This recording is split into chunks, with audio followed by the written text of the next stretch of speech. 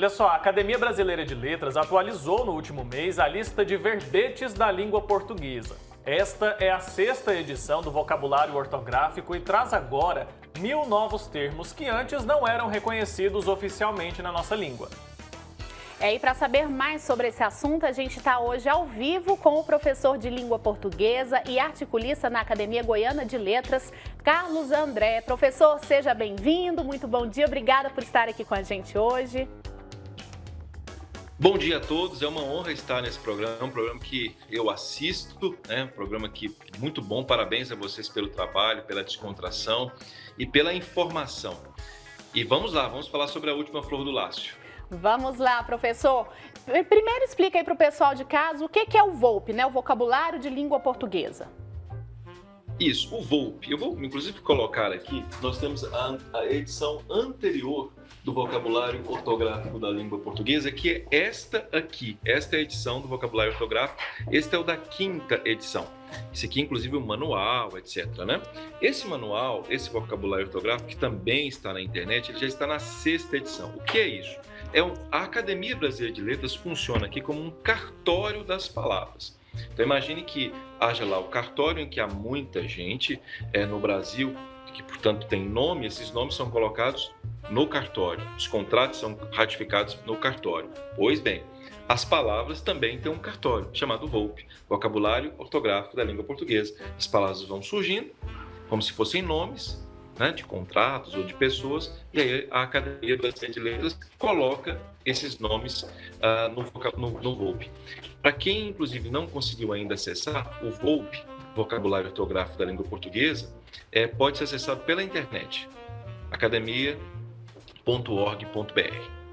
Então tá fácil, todo mundo tem acesso, né, Carlos? Bom dia para você. Eu queria entender uma coisa, que fatores são importantes ali para que uma palavra seja introduzida, incorporada ao VoLP?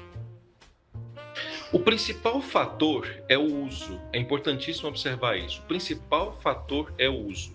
Uma palavra só entra no vocabulário ortográfico da língua se ela for usada.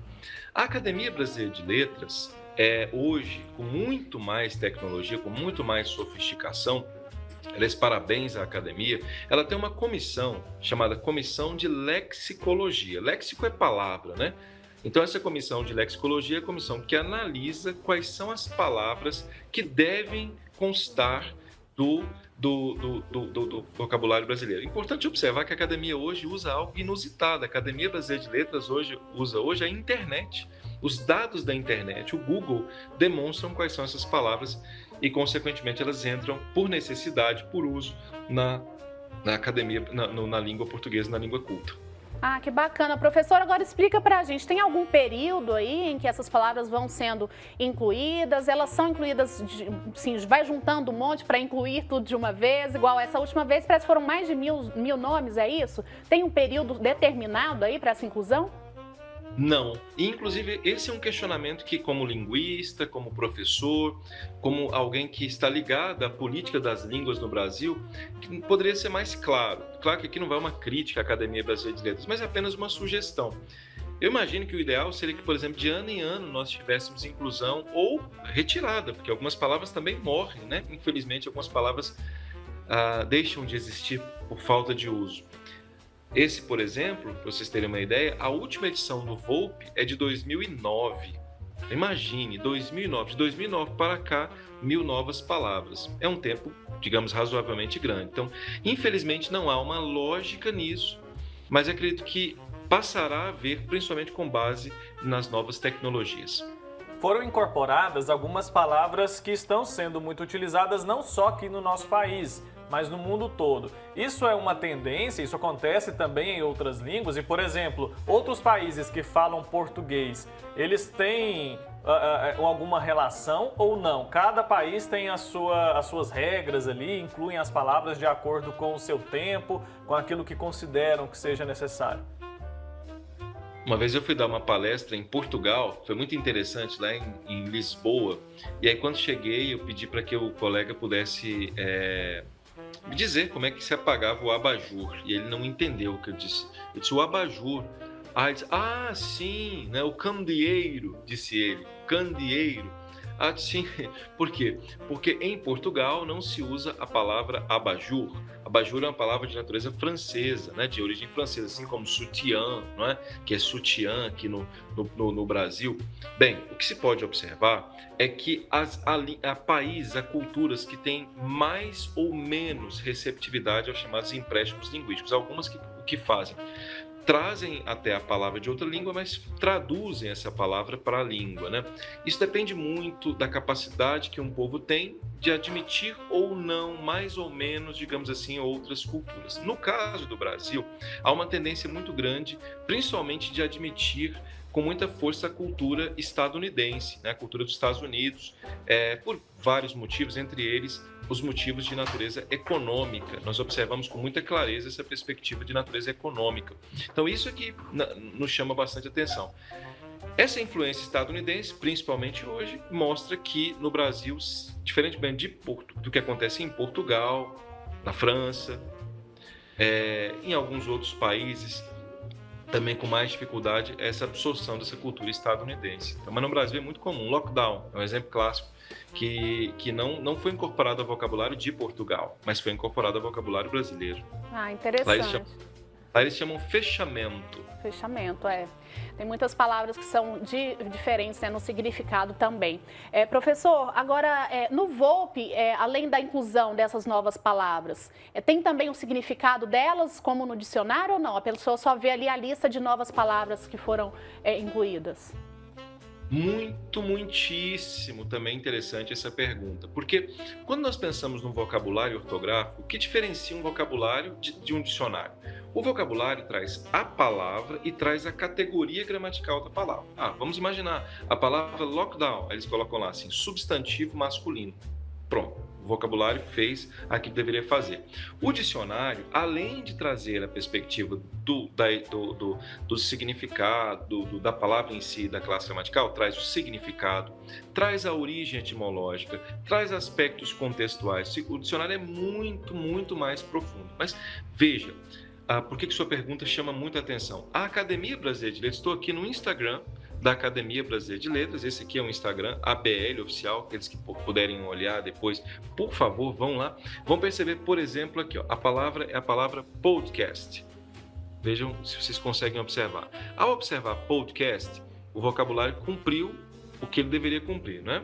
Mas ele vem aqui e diz, o que é podcast? Ele diz o que é podcast, qual é a definição de podcast. Aí ele diz, programa transmitido por meio de áudio, simular um conteúdo radiofônico, etc, etc. Bem, isso aí todos vocês já sabem o que é um podcast, mas a Academia auxilia. Ou seja, o Instagram da Academia está funcionando como um dicionário para as novas palavras. Bacana. Tá certo. Só uma última pergunta. Explica para quem está em casa, explica para a gente, quem são as pessoas que formam a Academia Brasileira de Letras? Essa é uma pergunta também muitíssimo interessante. Qualquer brasileiro pode fazer parte da Academia Brasileira de Letras, qualquer brasileiro, desde que ele tenha produção cultural, intelectual, voltada às letras. E quando eu falo em letras, não só literatura. Nós temos, por exemplo, lá um presidente da República, ex-presidente da República, Fernando Henrique Cardoso, que é sociólogo e tem literatura do ponto de vista sociológica e está na Academia Brasileira de Letras. Há lá o professor Evanildo Cavalcante Bechara, nosso maior gramático vivo no Brasil.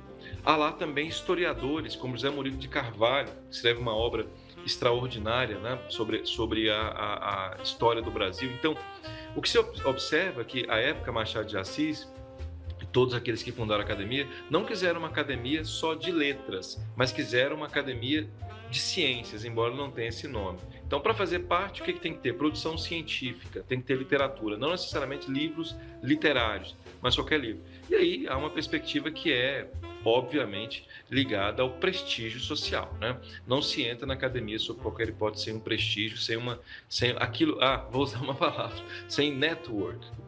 Tá ótimo. Professor Carlos André, a gente agradece muito, viu, pela sua participação. Explicou tudo direitinho pra gente. Acho que as pessoas ficaram até curiosas, né, para ver essas 1000 palavras. Está todo mundo usando mesmo, né, Wilker? Exatamente. Deve ter cada palavra lá, hein, Marina, para ser que foi incorporada, né? Desde 2009 até agora, olha só quantos termos não foram agregados. Que apareceram aí, né? Exatamente. Legal Carlos, demais. obrigado, viu, pelo seu tempo aqui com a gente. A honra é minha. Até a próxima. Obrigada, um grande abraço. É isso aí, gente. Bom demais, né? Aprender um pouco mais. Eu nem sabia, viu, Wilker? Confesso eu que não tinha, que tinha essa atualização aí feita de tempos em tempos, que não tem um período determinado, como o professor explicou pra gente.